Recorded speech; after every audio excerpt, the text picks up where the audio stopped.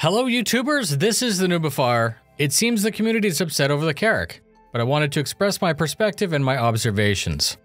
From the exterior, our community seems destructive and somewhat bitchy.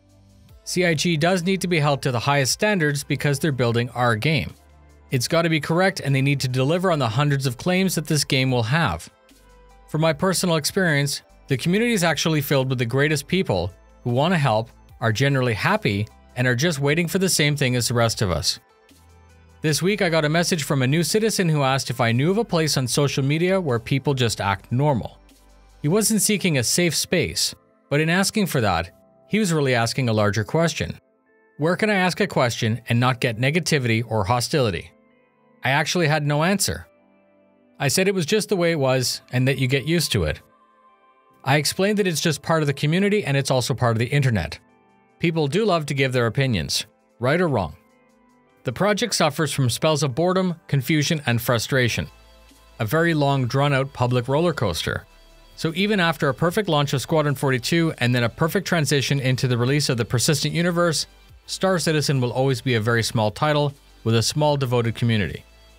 It's a very complex game and very specific when compared to main titles such as Overwatch, PUBG, Dota, Grand Theft, and other mainstream titles. Star Citizen lacks general appeal, but that's fine.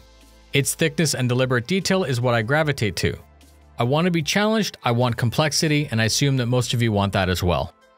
So that was just a large step up to the Carrack discussion, but I wanted to set the tone. When the Carrack was released, I had just backed Star Citizen. I had a Connie Andromeda package with 6 months insurance and I was very happy. That Carrack concept did to me what it probably did to others. There was a fully detailed mechanic for it, there was no need for a Q&A, there was a mini game, concept art was top, and to top it off, a manageable crew size. That ship on paper was, and I still believe, is so much better than anything else. Mapping room, mapping drones, a rover, a snub, extended range, massive remote turrets, military-grade armor, a blast shield, a perfect view from a glass cockpit, a medical bay, a basic repair bay, and 3 modules for cargo, or whatever modules CIG decides to give us in the future. The wallet opened and I completely abandoned all of my fond dreams for the Connie. I still feel that way about the Carrack, and I don't understand why people feel anything less. This channel is known for no bullshit, so let me simply end on a lightning round demonstrating why returning the concept to 125 meters is good. A ship only needs to be as large as it needs to hold the equipment it has, the cargo, and the people it carries to perform the job it needs to. The components and the gear decide what the ship can do and how well it does it compared to others. When the Carrack grew, it didn't get any stronger. It just became slow and sloppy, a lethargic liability. At 125 meters, it'll still be able to land on a standard pad, and because it's likely the most popular ship, they're going to be spawning and landing everywhere. A narrow ship with turrets on all 4 sides means strong turrets have less surface area to protect. A threat's going to need to be very precise with long-range shots or get closer. Closer means the turrets are more effective.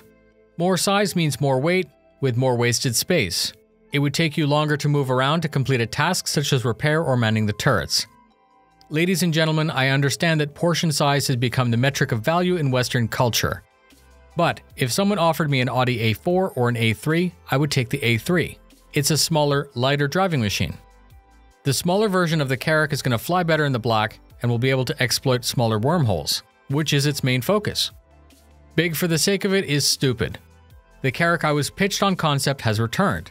It's very strong for its size, which is exactly what I found appealing in the first place. In closing, please don't let the loud voice of a handful of vocal citizens get you down. The dev team did make the right call, and I'm even more excited to fly my Carrack. Thank you very much for spending your time with me. If you feel my message is important, please take the time to share it with your friends or org mates. Fly safe, and I'll see you in the verse.